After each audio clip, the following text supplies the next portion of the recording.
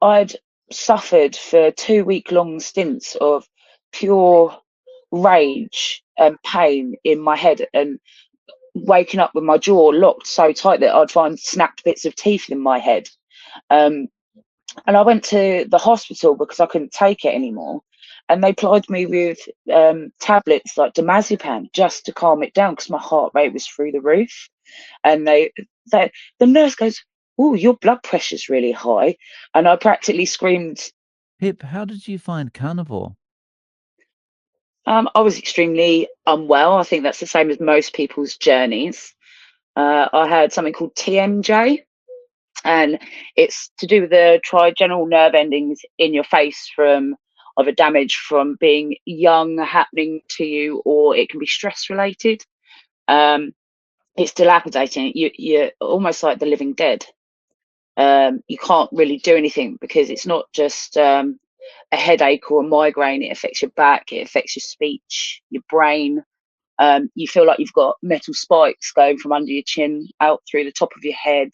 It's just horrible. I think I spent about 6 years not seeing the outside of my dark room, just laying in my bed. And I didn't know what was causing it. I know that I had damaged younger for various reasons, but I've been vegan for almost 10 years. Um, and my teeth were snapping out of my head, and I couldn't understand what was going on with me. I could barely remember my name, and I got to a point where I'd had enough, and the only thing that was keeping me going and here was the fact that I had children, and they're getting to the age now where they don't really need me that much now. My youngest is 16. I'm a grandma. Um, and I was just thinking, oh, I can't live the rest of my life like this. I've got another 40, 50 years. And do I really feel that I can survive another 40, 50 years um, kind of in this extreme pain? And it just wasn't viable. It wasn't possible. And I'm a spiritual person. I'm extremely spiritual. How I was, screaming at the universe, going, "What do I do? What do I do?" And I kept on getting these weird spiritual messages about. I know it's going to sound a bit quirky to a lot of people, but tarot messages kept bringing up Leo, and I'm not a Leo sign. And I was thinking, why do I keep getting Leo coming up in my messages? And I'd never heard of the Lion diet or Lion lifestyle, because it's not a diet; it's a lifestyle. And I had no clue. And obviously, being vegan and having this high, extreme moral compass, which makes you quite angry actually when you're hungry. And now I realise why. Um, I didn't understand. And then obviously you yourself came up, and a few of the other experts, and it kind of clicked. And I was like, this can't be real. This can't. Like, diets to me scared me for a very, very long time. Um, because the last time I was told by my doctor I was extremely overweight, I needed to lose weight. So to prove a point, because I'm very tall, I'm 5'9", and I'm quite a curvaceous person. Always have been, even younger. And I practically had to starve myself because I was told I was supposed to be 9.5 stone.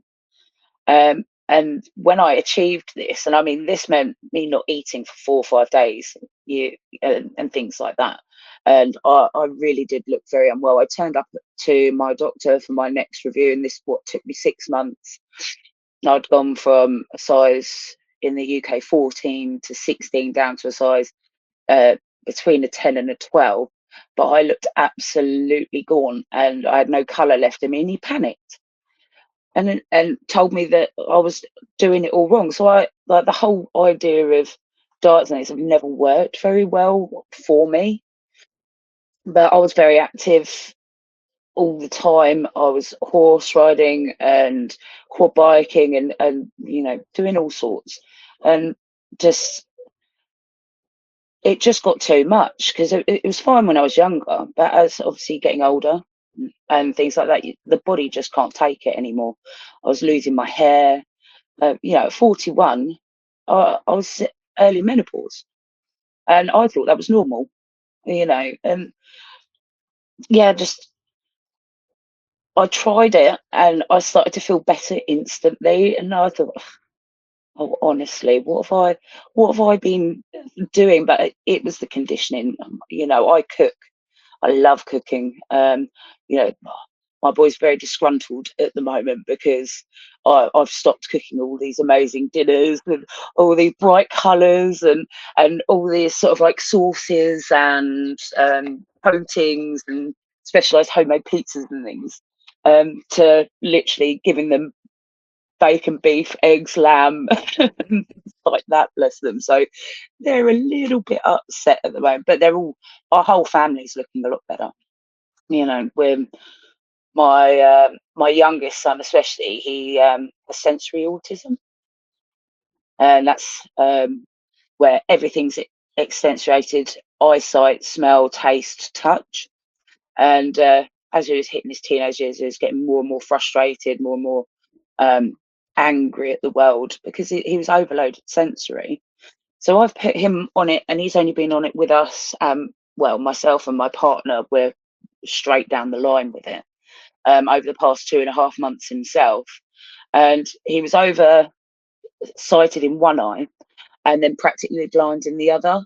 And he went and did an eye test. He's now got 20/20 vision in his good eye. And the other one's starting to improve, which we never thought would happen. And he had rosacea all up his arms, which is that strawberry skin, and that's nearly gone. Um, my other son's eczema, what was really bad to the point where he'd almost have like scales, that's almost gone. Yeah, no, it's been a really crazy ride with the improvements mentally and physically. It's the same story that I suppose everyone else has been going through. Sort of like you never hear anything too bad about going on carnivore diet. Yeah. So, And this seems like a very small price to pay for the boys to give up their sauces and color and stuff like that in their meals, right? yeah, well, they realised how addicted they were to sugar and cereal and things like that. But I thought I was doing something wrong if I wasn't hiding vegetables, because they didn't want the vegetables. No child wants to eat all the vegetables. So I was hiding them in things and cooking them down and things like that. And I didn't realise just how much damage I was actually doing. So yeah, bless them. So so how long has it been, like, so you jumped first. How long has it been for you? I've only been 2.5 months, and it wasn't anything to do with weight. That's not my main goal. My main goal is obviously mental health, and physical health. But I managed to drop a stone and a half in 2 months really quickly. Yeah, yeah. Well, we're very Italian in the household, so it's a lot of pizza, pasta. I cook from all over the world. Curries and Mexican and things like that. So it's a lot of rice and a lot of what I call bulking agent and oils for frying and things like that. There's nothing like homemade fish and chips. So it was so much wheat product and bulking agent just to pad out with a very small amount of meat on the plate. So yeah, but I went from Wow. 2.5 months. I couldn't breathe walking, going up the stairs. I would choke on my own air, and I can now run a 10-minute mile. It's amazing the change, right? Just by saying, "I no longer wanna eat the poison, Mm. and I'm just gonna eat something that's got nutrition in it." Yeah, because I was never a sweet person, so sugar was never my motivation. I think the only time I'd ever have actual sugar was in my coffee. And I do still drink coffee, but I have one of those posh Italian machines, so it's fresh and the beans kept in the fridge and the freezer. So you haven't got any of that worry. So I still have my coffee, just but yeah, just it was definitely the oils and definitely the just the pure amount of vegetables and plants, because we didn't really do fruit in our household either. But every meal there'd be a big pile of salad on your plate, and there'd be, you know, freshly baked breads and things like that. But I would make my own butter and things like that. So that we were getting some of it. I think this is why my transition wasn't so bad into going to the carnivore lifestyle, because the meats we were having were very fatty and very rich, but just in very low portion. So, So how did you get from getting started yourself and to convincing the others, your partner and the boys to get on board with this? Like, what was that process like? well, husband just started to panic because we're big, lively people, and he's looking at his wife going, "Okay, her shape's changing. She's looking really happy. She's not shouting at me all the time and being angry, and her headaches have gone. Um, I best catch up." And then the boys, it was a matter of I think the youngest is 16 now, and the older sort of like they're going to be 25 this year. So I was like, I'm not cooking for you guys anymore, which was a massive shock to them. You should have seen their faces. They thought their world was going to end. And they were like, "Pardon, what?" I said, "I haven't got time." I said, "I'm just cooking this, and this is how I'm doing it. And then I'm going to go have my life now. You're big boys now." And yeah, they sulked. But when they saw that I was waking up and eating steak and eggs, you've never seen boys so excited. They're looking at me, and I've got a big chunk of steak. There's, you know, 5 packs of bacon in my house, and there's 3 big stacks of eggs, and there's big lumps of chuck steak which I bruschetta with the salt, so you can, you know, after 2 weeks it's just soft. You don't have to pressure cook it. You can even eat it raw. And they were like, "We can have this for breakfast." I went, "Yeah." And they were like, "Oh my goodness." That's it. That's how it all started. And then, like, our kitchen was so full of stuff, like biscuits and crisps and all the cereals. It's all gone now. So they have no choice. If they want it, they go buy it. So did the boys never confront you at all and say, "Hang on, hang on, hang on. What was all this you need to eat your vegetable stuff as we were growing up?" No, it's, well, in an Italian household, mummy rules. So what mummy cooks, you eat. So, and what mummy says goes, because the house is our domain. Like, you go and work and bring in the money, and then mummy looks after everybody and makes sure the household's running smoothly. So that's kind of like, it was never really questioned. But also, they're told at school themselves, aren't they? The same education we've had for so long now. You know, make sure you have plenty of grains, make sure you got all your vegetables and things like that, and make sure you're drinking plenty of water. But if you don't like water, have squash. And so it was always provided. They never knew anything different. But there was so much resistance to all the vegetables I was putting in anyway. So it was a massive relief for the 2 younger ones. The eldest one's in distress, though. He still makes me, every now and again, I'll buy him a bag of salad and some Mediterranean mixed vegetables just so he can get his fix for the week. And he'll go buy himself some cereal. But predominantly, they've all just fallen into it, really, and just gone along with it.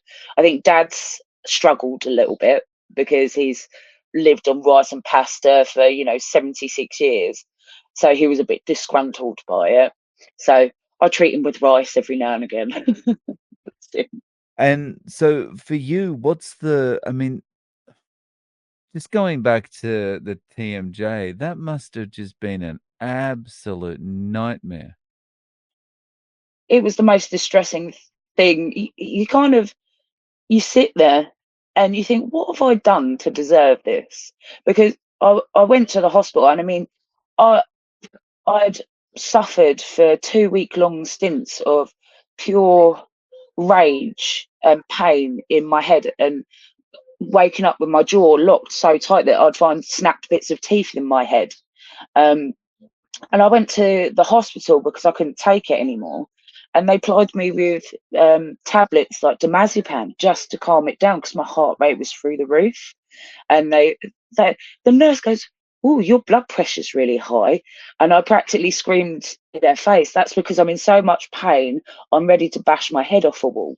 It was a long running joke that if anyone asked me what I wanted for birthday and Christmas, to say a picnic blanket and a hammer. just I couldn't take it anymore. It a lot of women menopausal wise actually do suffer it, and we're expected to suffer in silence, but you get palmed off between, sorry, let me just put it on do not disturb. um a lot of us get palmed off via the hospital onto the dentist because they say it's a dental issue, and then the dentist go, oh no, then they refer you back to the hospital so that you can then go and have scans. But they thought I had a brain tumor. They rushed me in for MRI scans because I was in that much pain, and I was literally on the floor. They rushed me in because they thought I had a brain tumor, but they still offered no help. And I was taking up to, this is going to sound crazy to people, but just to function, I was taking 8 strong co-codemols, bare minimum a day. Then on top of that, I would take a co-codemol ibuprofen mixture tablet, and I'll be taking up to 6 of those during that same day. And also, when I ran out of the really strong co-codemols, I'd have to go and buy um, over the counter like stuff as well, and I was topping up on those just to function. I couldn't go shopping for more than 2 hours without having to have a 3-day break. So what sorry, what are cocodamols? Are they is that like, a It's, pain reliever or it's a very, very strong opioid based painkiller, and it's used for people after serious operations and with gout and things like that. So it's extremely strong, and at some stages, don't know if you want to cut this out or not, it's up to you, but I was even resorting to illegal drugs just to cope, and a lot of alcohol. Waking up at 7:30 in the morning and having to swill vodka. I wouldn't drink it obviously in the morning, but I was having to swill vodka just to numb all the nerve endings in your mouth, because all the nerve endings in your face are literally on fire. So it affects your eyes, your speech, your ears. You feel like you're on fire. And I think the only thing they gave me, because they thought that I had depression, they gave me depression medication, and every time I took it, I felt like I was sunburnt. I couldn't even shower. I couldn't brush my teeth. I couldn't brush my hair. Yeah, I was a mess, absolute mess. what's the status now? Like, do you feel like Carnivore has ended this for you or It's completely changed my life. I'm off everything, everything. I don't touch a thing now. The only thing I do still is smoke, and I'm even starting to lose the need for that as well. Mm. But I've been And smoking since I was 9 years old, so it's I was, my mum smoked in hospital when she gave birth to me, so I was practically born with a cigarette in my mouth. So that I always knew that was going to be the last thing that left my system. So Um, so how, how far into doing carnivore or lion were you that, you started to realize, "Oh, things are changing?" it took about 2 to 3 weeks. That's it. It was absolutely incredible. And I think this is why my partner, when because I'd only been doing it a week and then he transformed himself, and decided to do it as well, because I was a completely brand new person. He had a new wife. So it kind of clicked in his head with all of the things that he has with blood pressure and being on statins and things like that, and struggling to bend down and backache. And he was like, no, I've got to do this for himself as well. And we'll never go back. Even if there is this whole threat of heart attack and things like that, we don't care. We don't care, just purely for the mental clarity and being able to go to the gym. Because, I strongly believe that it benefits the powers that be, who own everything, to the three U's, unhealthy, unmotivated, and uneducated. because they profit from it, and we no longer buy any of their stuff. We've no need for it. So I think the main worry he had was cost. That's because you're looking at it through the lens of all the other things you're still having to buy. We're no longer having to buy, sticks of deodorant and loads of body washes. We're not having to buy sunscreen. We're not buying all the oils and all the extra bits and bobs. We still have herbs and spices because we're still very much into our flavors and things. But we're not buying all the other rubbish, like toilet rolls in my household. We were going through 18 toilet rolls a week. That now lasts us 2 weeks, because having 6 fully grown adults in a household, obviously you're going to go through a lot of stuff. We were going through, pints and pints of milk, gallons of butter, because you're always hungry. You're always satiating yourself with sort of like the bread and the sandwiches and the crisps and the biscuits. You're not buying any of that anymore. You're not having to wash your clothes so much anymore. There's just so much that you're not buying that it actually, I think we were spending over £100 a week on food shopping, and we now spend £170 a month on our meat, because we go to like a big wholesalers, and then I think we spend about £40-50 a week on sort of like additional silly little bits. But we were, especially the drinking wise, being Italian, sort of like, it was beers and wine with every meal and things. None of that anymore. We'll have a spirit of the weekend. We still have gin and tonics for the weekend, rather than all drinking during the weekend and of the weekend going ham at it because it's the weekend and that's what you did. Yeah, no, that's all stopped. So we are saving a lot of money on electric, on water. It's because we've expanded our mind onto, we're not just seeing the small picture of what's going in our cupboard and in our fridge and freezer. So, it's kind of gone that way. It really is such a big change when you move from eating every 2 hours to feeling like I can eat once and I'm good for the rest of the day, or eat once and I'm good until this evening or whatever. Yeah, but I used to have extreme like food anxiety, not having food in the house, because I came from very, very poor backgrounds, and I was on my own from 13.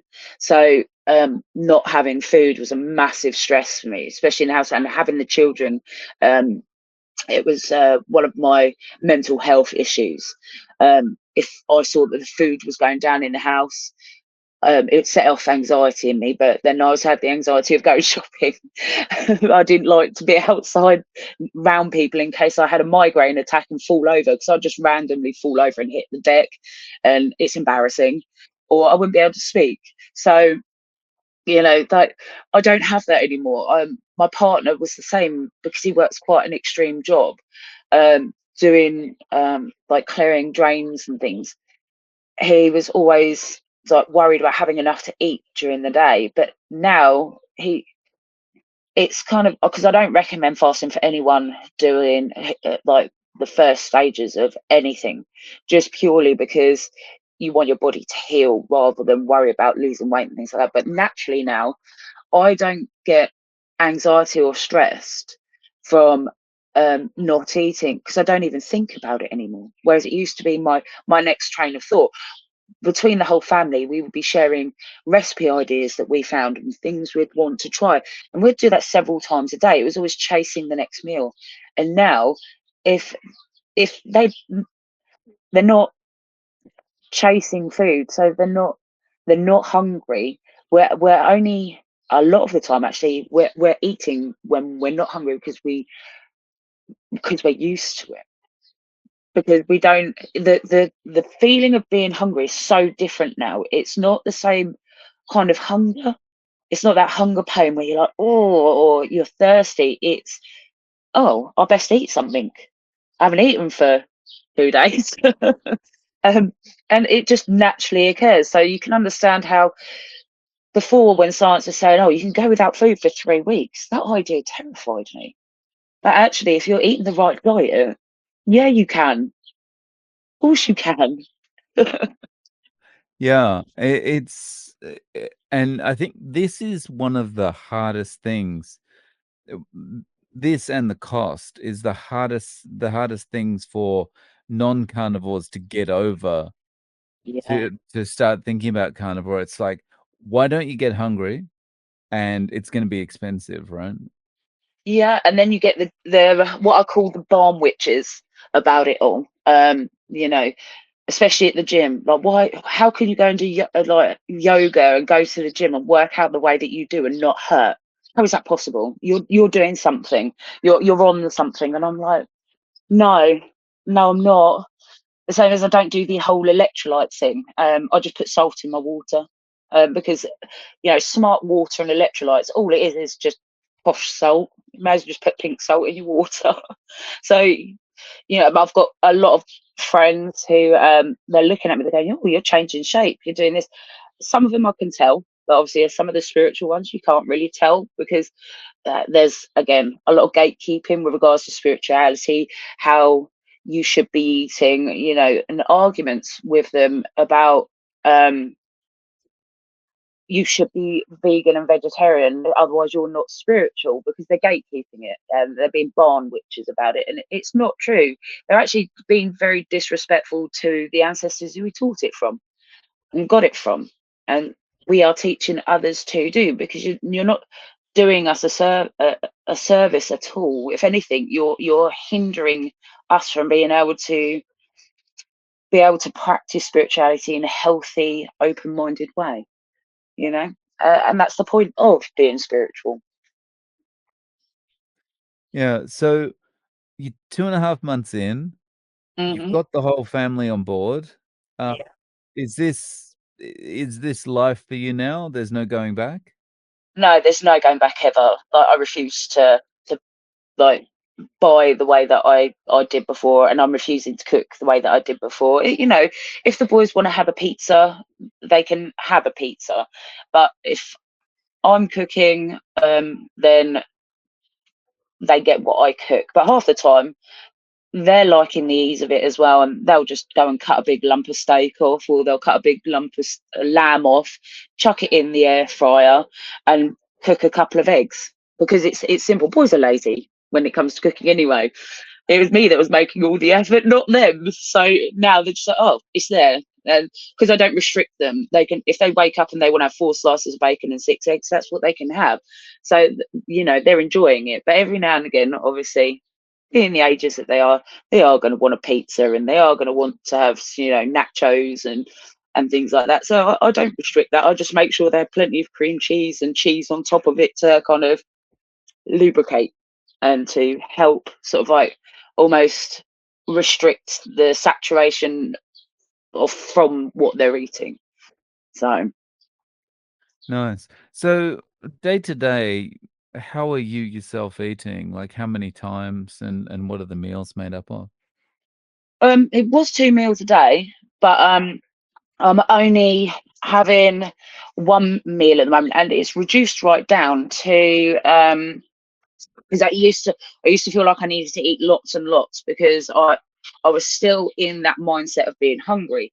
So I'd have, we get a big piece of chuck roast that was sort of like about that big, and I would cut one big slice, and I'd cook that until I couldn't eat anymore. One of the boys would finish it off, and in the morning I'd have bacon and eggs, or an omelette with, because we're still doing salamis and things like that.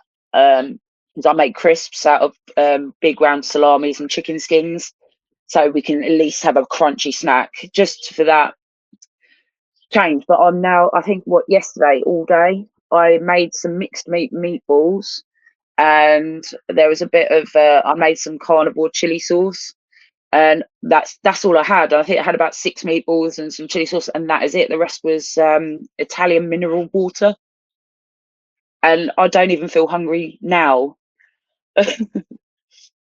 Nice. So, what would your best sales pitch or best advice be to someone who isn't carnivore to get started with it? the best sales pitch would be that if you are thinking about going into this, do not worry about the strict carnivore lifestyle. Have your coffee, have your spices, have your pepper, have the all the spices and the herbs that you like, because they're so dried. They're not as potent as obviously eating salad and vegetables. And more than anything, like if you want to have coffee, but make sure it's good coffee, not the rubbish, dried, freezed rubbish that's full of all the stuff that you can't even spell half of it. And still have that, but make sure you have cream and make sure you've got the cheeses and stuff. Because I still have yogurt with honey, but that's because I'm using it as a medicine. So still have yogurt with honey, and it does stop the cravings. But the most important one is get yourself fizzy water with some minerals in. So that really does stop any of the cravings when you're first starting, and you just naturally peter off. But a lot of people undereat. So eat until you are full, because you're so used to feeling hungry all the time, you think it's wrong to feel full. You have to eat, because otherwise you're not going to heal as quick, and you're going to shock your body. So anything. What else?